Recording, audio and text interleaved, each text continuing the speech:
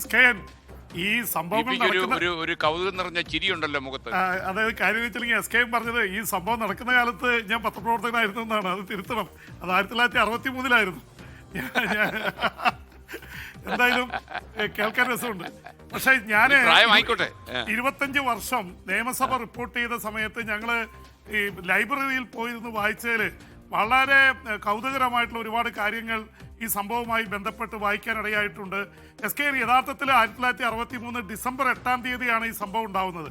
അതിനൊരു പ്രത്യേകതയുള്ളത്, ഡിസംബർ 8 ക്രൈസ്തവരെ സംബന്ധിച്ചിടത്തോളം അമലോത്ഭവ മാതാവിൻ്റെ തിരുനാളാണ്. അപ്പോൾ ലൂർദ് പള്ളിയുടെ മുമ്പിലൂടെയാണ് അദ്ദേഹം ഒരു നീല അംബാസഡർ കാറിൽ പോകുന്നത്. ആ കാറ് വരുമ്പോൾ ഈ ഇവിടെ പ്രദക്ഷിണം നടക്കുന്നതുകൊണ്ട് നിറയെ വിശ്വാസികളൊക്കെ ഉള്ളതുകൊണ്ട് അവിടെ ഭയങ്കരമായിട്ടുള്ള ട്രാഫിക് ബ്ലോക്ക് ആയിരുന്നു. അപ്പോൾ ട്രാഫിക് ബ്ലോക്കിലാണ് ഒരു ഉന്തുവണ്ടിക്കാരൻ വരികയും കാറ് വന്ന് ഈ ഇതിലിടിക്കുകയും ചെയ്തു. അപ്പോഴാണ് പെട്ടെന്ന് ആൾക്കാർ ഓടിക്കൂടുകയും ഈ വണ്ടിക്കാരൻ തെറിച്ചു വീണു. അപ്പോൾ തെറിച്ചു വീണപ്പോൾ ആൾക്കാർ ഓടിക്കൂടി, വേറെ 2 പേരും വീണു എന്നാണ് പറയുന്നത്. വണ്ടി നിർത്താതെ ഓടിച്ചുപോയി. അപ്പോഴാണ് അവർ ശ്രദ്ധിക്കുന്ന സ്റ്റേറ്റ് കാറാണ്, അത് ആഭ്യന്തരമന്ത്രിയുടെ കാറാണ്. അപ്പോൾ അത് PT ചാക്കോ ആണ് കാർ ഓടിച്ചിരുന്നത്. മുൻപിലെ ഒരു പച്ച സാരി ഉടുത്ത് വലിയ പൊട്ട് തൊട്ടൊരു സ്ത്രീ ഇരിപ്പുണ്ടായിരുന്നു. അവര് ചൊല്ലിയാണ് പിന്നീട് അതുകൊണ്ടാണ് അദ്ദേഹം നിർത്താതെ പോയതെന്നാണ് ആരോപണം വന്നത്. അദ്ദേഹം ആഭ്യന്തരമന്ത്രിയാണ്. അദ്ദേഹം അടുത്ത പോലീസ് സ്റ്റേഷനിൽ കയറി കാര്യങ്ങൾ പറഞ്ഞു.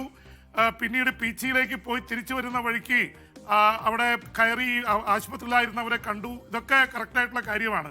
പക്ഷെ പിന്നീട് ഒരു വലിയ രാഷ്ട്രീയ പൊട്ടിത്തെറിയാണ് സംഭവിച്ചത്. ആദ്യം R. ശങ്കർ എന്ന മുഖ്യമന്ത്രി ആഭ്യന്തരമന്ത്രിയായിരുന്ന PT ചാക്കോയ്ക്ക് പിന്തുണ പ്രഖ്യാപിക്കുകയും ഈ ചെറിയ സംഭവത്തിന്റെ പേരിലൊന്നും ഇതാക്കണ്ട എന്ന് പറയുകയും ചെയ്തു. പക്ഷെ പിന്നീട് ഇതൊരു വലിയ രീതിയിൽ നിയമസഭ ആരംഭിച്ചപ്പോൾ, ഇത് ഡിസംബർ 8 64 ജനുവരി 28 നിയമസഭയിൽ ഇത് വലിയ കോളിളക്കമായി. സദാചാര പോലീസ് പോലെ അവിടുത്തെ നിയമസഭാ സാമാജികരായിട്ടുള്ള ആൾക്കാർ ഒരു വിഭാഗം, പ്രത്യേകിച്ച് പ്രതിപക്ഷം രംഗത്ത് വന്നു. ഇതിൽ ഒരു വിഭാഗം കോൺഗ്രസ്സുകാർ ഇതിനെ പതുക്കെ പിന്തുണച്ചു. കാരണം PT ചാക്കോ സഭയിൽ ഒരു വലിയ പോരാളിയും ഇതായിരുന്നു. അദ്ദേഹത്തിൻ്റെ പ്രാഗൽഭ്യം തെളിയിച്ച വ്യക്തിയാണ്. ഒരു ആൻറ്റി കമ്മ്യൂണിസ്റ്റ് എന്ന രീതിയിലാണ് അദ്ദേഹം അറിയപ്പെട്ടിരുന്നത്. പക്ഷേ യഥാർത്ഥത്തിൽ ഈ രീതിയിൽ മുന്നോട്ട് പോകുമ്പോഴാണ് അദ്ദേഹം രാജിവെക്കണമെന്ന വാദമുണ്ടായത്. വാദം മൂത്തതോടെ ശങ്കർ മുഖ്യമന്ത്രി നിലപാട് മാറ്റി അദ്ദേഹം രാജിവെക്കണമെന്ന നിലപാടെടുത്തു. അതിൻ്റെ പേരിൽ ശങ്കർ ഗ്രൂപ്പും ചാക്കോ ഗ്രൂപ്പും തമ്മിൽ ഏറ്റുമുട്ടി.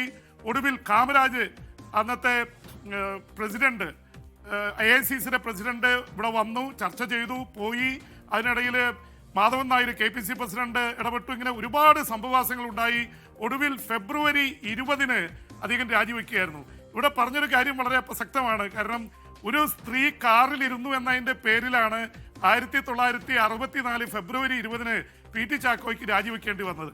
ഇന്ന് ഉണ്ടായിട്ടുള്ളൊരു സംഭവം SKN, അത് രാഹുൽ മാങ്കൂട്ടത്തിൽ അദ്ദേഹത്തിൻ്റെ മുൻകൂർ ജാമ്യം റദ്ദാക്കണമെന്ന വാദം കോടതി തള്ളിക്കളഞ്ഞു.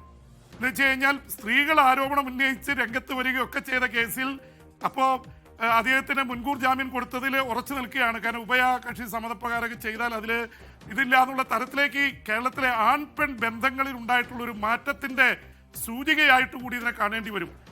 പെൺകേസിൻ്റെ പേരിൽ ഒരുപാട് പേർക്ക് രാജിവെക്കേണ്ടി വന്ന ചരിത്രം പിന്നെയും ഉണ്ടായിട്ടുണ്ട്. പക്ഷേ ഇന്ന് കേരള സമൂഹത്തിൽ വലിയൊരു മാറ്റം സംഭവിച്ചിരിക്കുന്നു. അതിനെക്കുറിച്ചാണ് ഇത്. രാഷ്ട്രീയം ഒരു ഭാഗത്ത്, സ്വകാര്യ ജീവിതം മറുഭാഗത്ത്. ഇതാണ് കേരളത്തിൽ ഒരു പക്ഷേ ഇപ്പോൾ ഡിബേറ്റായിട്ട് വരുന്ന ഒരു പ്രധാനപ്പെട്ട കാര്യം SKN. പിന്നെ ഒരു കാര്യം കൂടി PT ചാക്കോയെ കുറിച്ച് പറയുമ്പോൾ ശ്രദ്ധിക്കേണ്ടത്, 1964 മെയ് 27 ജവഹർലാൽ നെഹ്റു അന്തരിച്ചത് പ്രധാനമന്ത്രി.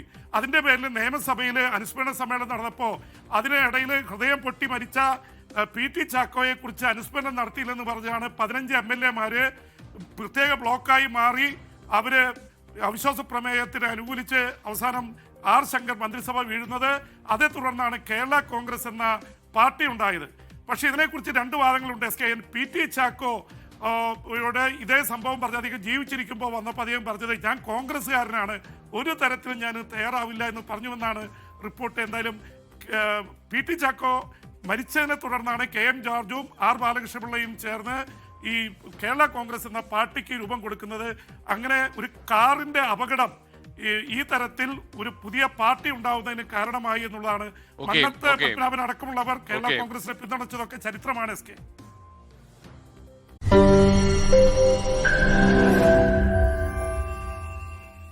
ലോകത്തെവിടെയായാലും ഏത് സമയത്തും 24 വാർത്തകളും ഓഗ്മെന്റഡ് റിയാലിറ്റി പാക്കേജുകളും എക്സ്പ്ലെയിനറുകളും വിശദമായി കാണാൻ ഞങ്ങളുടെ യൂട്യൂബ് ചാനൽ നിങ്ങൾക്ക് സബ്സ്ക്രൈബ് ചെയ്യാം.